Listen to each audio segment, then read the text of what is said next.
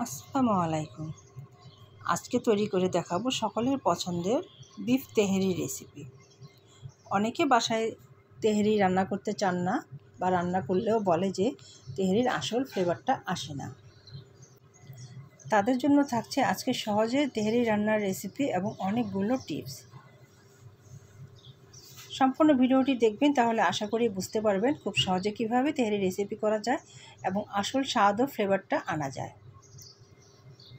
তো চলুন আমরা মূল রেসিপিতে চলে যাই।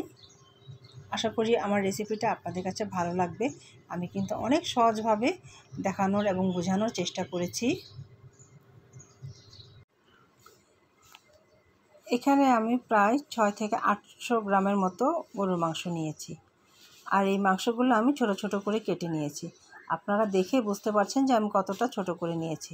আর তেহেরি মাংস কিন্তু এখানে একটু ছোট করে নিতে হয়, আর তেহেরি মাংস হাড় এবং চর্বি সহ নিতে হয়। তো এখন আমরা এখানে কিছু গরুর মাংসের মশলা অ্যাড করব। তো এখানে আমি 2 টেবিল চামচ রসুন বাটা দিয়েছি, 1 টেবিল চামচ আদা বাটা দিয়েছি, এখানে আমি টক দই দিয়েছি, গরম মশলা গুঁড়া দিয়েছি, কিছুটা লেবুর রস দিয়েছি। লেবুর রসটা এই জন্যই দিবেন যেন বিফটা আমাদের একটু জুসি জুসি হয়। বিফটা যদি ড্রাই হয়ে থাকে তাহলে কিন্তু খেতে একদমই ভালো লাগে না। আর এখানে গরম মশলা যে গুঁড়াটা, এটা কিন্তু আপনারা চাইলে আলাদা আলাদা করে বেটেও দিতে পারেন। তো আমি একসাথে গুঁড়ো করে নিয়েছি। আর এখন হচ্ছে জয়ফল এবং জয়ত্রী একসাথে বেটে নিয়েছি। আপনারা চাইলে কিন্তু এগুলো গরম মশলার সাথে আলাদা করে গুঁড়ো করে নিতে পারেন। তো এটা আমি পরে দিয়েছি, এই জন্য আবার আমি হাত দিয়ে ভালো করে ম্যারিনেট করে নিচ্ছি। ম্যারিনেট করে আমরা আধা ঘন্টা থেকে 1 ঘন্টার মতো রেখে দেব। আর চেষ্টা করবেন লেবুর রসটা অবশ্যই দিতে। লেবুর রসটা দিলে আপনার বিফটা একদমই ড্রাই হবে না, খেতে ভালো লাগবে। এখানে আমি চুলায় একটি হাঁড়ি বসিয়েছি, হাঁড়িতে পরিমাণ মতো তেল দিয়েছি। এখন আমি পেঁয়াজ কুচি দিয়েছি। তেহেরির আসল ফ্লেভার আনতে গেলে কিন্তু সরিষা তেল দিতে হবে। তেহেরি সাধারণত সরিষা তেল দিয়েই রান্না করা হয়। আর নর্মাল তেল দিয়ে রান্না করলেও আপনাদের সমস্যা নেই। নর্মাল বলতে রেগুলার সয়াবিন তেল দিয়েও আপনারা রান্না করতে পারেন। তো এখন আমি পেঁয়াজের মধ্যে কিছু লবণ দিয়েছি। লবণ দেওয়ার পর আমরা পেঁয়াজ ভালো করে ভেজে নিব। কিছুটা সময় নিয়ে কিন্তু পেঁয়াজটা ভেজে নেব, একটু ব্রাউন করেই ভেজে নিব। আর পেঁয়াজের সাথে আমি একসাথে লবণ দিয়েছি, এই জন্যই লবণটা দিলে খুব তাড়াতাড়ি সময় পেঁয়াজ ভাজা হয়ে যায় এবং পেঁয়াজটা অনেকটা সময় ক্রিস্পি থাকে। আপনারা যদি পেঁয়াজ বেরেস্তা করতে চান তাহলে পেঁয়াজের সাথে একটু লবণ দিয়ে দিবেন, অনেক সময় কিন্তু পেঁয়াজ ক্রিস্পি থাকবে। তা আমাদের পেঁয়াজ ভাজা হয়ে গেছে। এখন আমরা ম্যারিনেট করে রাখা মাংসগুলো ঢেলে দিব। তো মাংসগুলো ঢেলে দেওয়ার পর আমরা খুব ভালোভাবে নেড়ে চেড়ে নিব। অনেকটা সময় নিয়েই কিন্তু আমরা নাড়ব। আর এখন কিন্তু আমরা এখানে কোনো রকম পানি ব্যবহার করব না।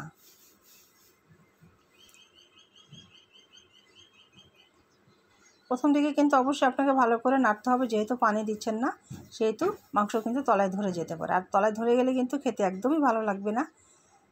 সেজন্য খুব ভালো করে মাংস নেড়ে দিচ্ছি। আর মাংস থেকে পানি খুব বেশি উঠবে না, কেননা মাংস আগে থেকেই ধুয়ে পানি ঝরিয়ে রেখেছিলাম। তারপরও ম্যারিনেট করে রেখেছিলাম, কিছুটা পানি উঠবেই। তো এখন আমি ঢেকে দিলাম। ঢেকে কিছুক্ষণ পর আবার ঢাকনা খুলে আমি 5টি কাঁচামরিচ দিয়েছি। এখন আবার নেড়ে দিব। তো কিছুক্ষণ পরপর কিন্তু আমি ঢাকনা খুলে নেড়ে দিয়েছি, তা না হলে কিন্তু তলায় ধরে যাবে, আগেই বলেছি। সেই জন্য কিছুক্ষণ পরপর ঢাকনা খুলে আপনারা নেড়ে দিবেন। আমি আবারও কিছুক্ষণ পর ঢাকনা খুলে দেখছি কি অবস্থা। তো এখন কিন্তু আমাদের তেল মশলাগুলো মাংসের উপরে উঠে আসছে। মাংস খুব ভালো করে কষানো হয়ে গেছে। এখন আমরা সামান্য পানি দেব মাংস সিদ্ধ হওয়ার জন্য। পানি দিয়ে ভালোভাবে নেড়ে দেব। নেড়ে দিয়ে আমরা ঢেকে দিব। মাংস সিদ্ধ হওয়া পর্যন্ত অপেক্ষা করব। সিদ্ধ হতে কিন্তু খুব বেশি সময় লাগবে না। আর তেহারির জন্য যে পোলাও, সেটা আমরা রাইস কুকারে করে নিব। যেহেতু আমাদের হাতে সময় কম, সেজন্য আমরা দ্রুত রাইস কুকারে করে নিচ্ছি। আর আপনারা চাইলে কিন্তু এই মাংসটা উঠিয়ে রেখে ওই হাঁড়িতেই কিন্তু আপনারা চাল ভালো করে ভেজে ওই হাঁড়িতেই আপনারা বসিয়ে দিতে পারতেন। কিন্তু আমার হাতে যেহেতু সময় কম, সেহেতু আমি রাইস কুকারে দিয়ে দিচ্ছি। তো এখানে আমি পোলার চাল আগে থেকেই ধুয়ে নিয়েছি। তারপরে চালের মধ্যে আমি 5টি কাঁচামরিচ দিয়েছি। এখন লবণ দিয়ে দিলাম, পরিমাণ মতো তেল দিয়ে দিচ্ছি। আর এখানে আমি হাফ কেজির চেয়ে একটু বেশি চাল নিয়েছি।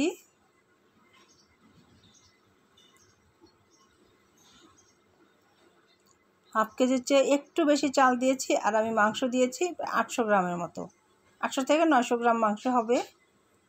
তো দিয়ে আমি ভালোভাবে নেড়ে দিলাম। নেড়ে দিয়ে এখন আমরা ঢাকনা দিয়ে দিব। এখন আমি সামান্য পাউডার দুধ দিয়ে দিলাম, এটা অপশনাল, এটা দিলে টেস্ট বাড়ে। আপনারা না চাইলেই কিন্তু নাও দিতে পারেন। আর পানির মেজারমেন্টটা অবশ্যই ভালোভাবে লক্ষ্য রাখবেন, পানি যেন বেশি না হয়, বেশি হলে কিন্তু নরম হয়ে যাবে। তো এখন আমি ঢেকে দিচ্ছি, আমাদের পোলাওটা হতে থাক, ওইদিকে মাংসও সিদ্ধ হবে। আমাদের মাংসটা কিন্তু প্রায় হয়ে আসছে, নেড়ে দিচ্ছি। অনেকটাই পানি রয়ে গেছে, পানিটা আমি আরও শুকিয়ে নিব। পানি শুকানোর জন্য আমরা আরও কিছুটা সময় অপেক্ষা করব। ঢাকনা দিয়ে দিলাম, পানি শুকানোর জন্য অপেক্ষা করব, সেই সাথে সিদ্ধও হয়ে যাবে।